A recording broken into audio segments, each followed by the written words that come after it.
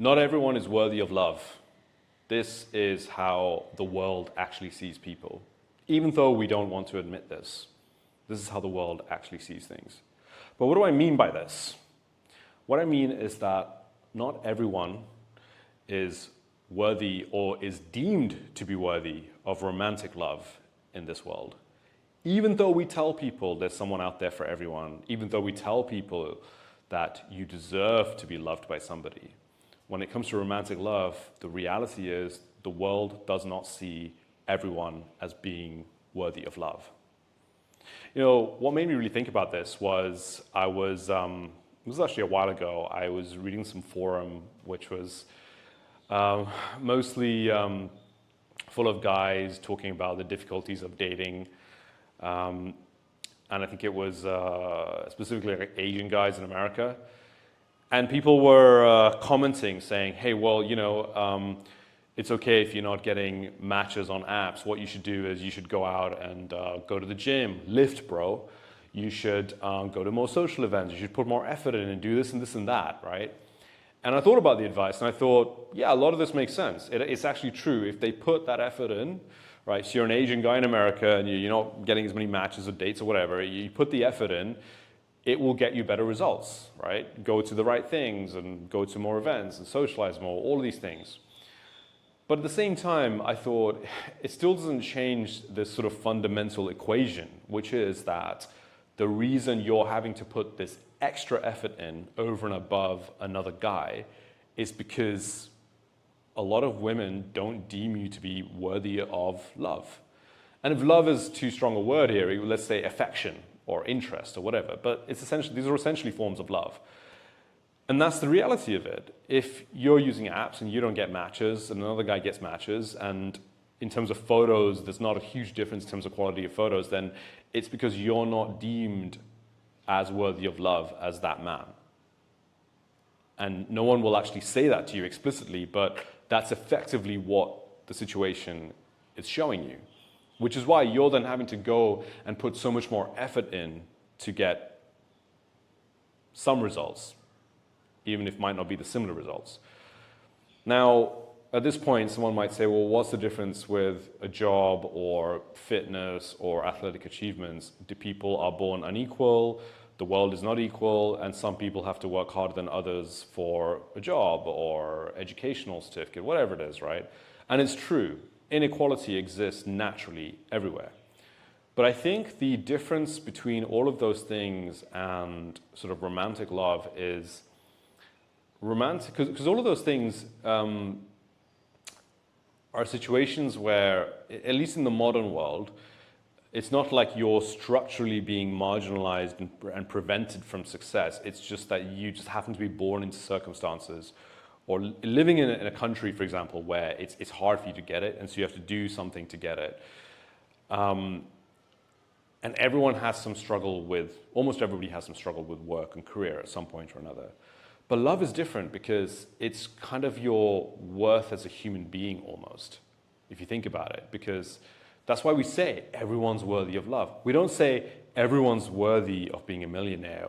Everyone's worthy of career success. We believe that, but we don't say that because we don't feel the need to emphasize something like that as much.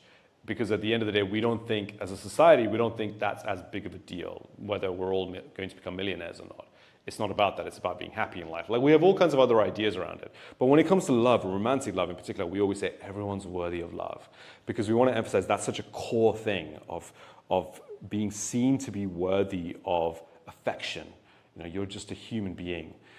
And yet, the reality is, it's not true in the practical terms. It's not true in practical terms. But no one says that to you. Instead, they tell you, well, go and do all these extra things so that you can find love and you can become more worthy of love, which is fine. Again, it's true. Those things will help you. But it's interesting that you can't just be worthy of love as you are, worthy of that romantic affection as you are. And I just think it's sad. It's a sad truth that people don't really acknowledge. And particularly, I would say that, women will often give men advice on this. Whenever you read something about incels, this is the advice, and usually women will give the advice of you need to get out more and shower more and all this and that. But sometimes what a lot of these men say is actually true, which is that they're just simply not seen as worthy or as worthy as other men. And I realized that it's always been like this in human history, in human civilization. It's always been like this. Some people were not deemed to be worthy of romantic love, and in the end, they didn't mate, they didn't produce offspring, and their genetics were left on the trash heap of history. It doesn't mean their life didn't have meaning and value, but in this particular area, that was the result for them. And today, there are people, live people around me, I'm sure, who are going to end up like that. So that's just how the world is. And I wish the world was more honest about it. But also at the same time, I understand why it isn't. It's because you can't really go out and tell people, well, some of you are not going to find a partner. Some of you aren't worthy of love. On this planet, there are a lot of people like that. A lot of us will be like that. And I just wish the world would acknowledge that reality a lot more. But at the same time, I understand why it doesn't, because that's quite a bleak message to be sending to people, and maybe that will lead to the breakdown of ordered civilization. We don't want that. It's kind of like why monogamy was introduced in the first place, is because it just ends up in a more stable civilization. It's a fact. But monogamy has although it's still very much in vogue, because of feminism, the liberalization of women's rights, and women being much more empowered, and women not really needing men like they used to, they're a lot more selective these days. They can be a lot more selective, especially in developed societies, about the men they're with. And I think, particularly for men, a lot of men will just be deemed unworthy of love. There are women who end up single, but that's usually because they feel like they couldn't find the kind of man they could settle down with, not necessarily because they're unworthy of love. So, yeah, it's not a great situation, but it is what it is, and I think people should just acknowledge this more.